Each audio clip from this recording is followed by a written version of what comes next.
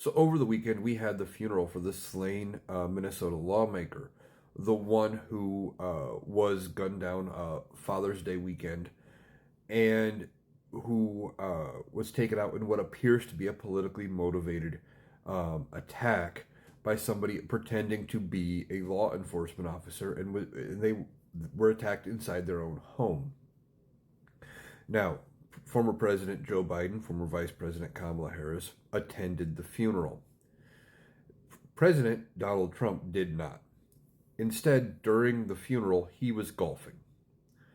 Now, that's not surprising, but Donald Trump initially did make a post condemning the attack, and it was very coherent. It sounded good, and it was a thing that you should say in the moment, but he really hasn't done much since then.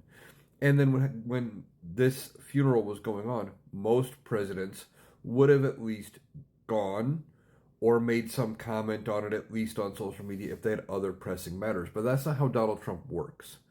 Instead, he was out golfing. Why? Because that's what he wanted to do. He has spent a lot of time golfing this term.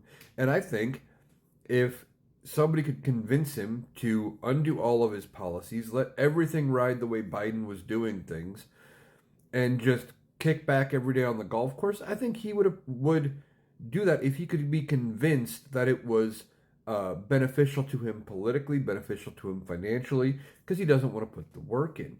But he didn't even have the decency and the respect to go to the lawmaker's funeral and represent the country who just lost state representatives from one of the states in a politically motivated attack.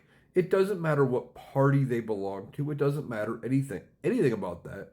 This was a horrific attack, and you needed to show unity and respect in that moment. But Donald Trump can't do that. Now, Donald Trump instead, like I said, was going golfing because that's how he deals with everything.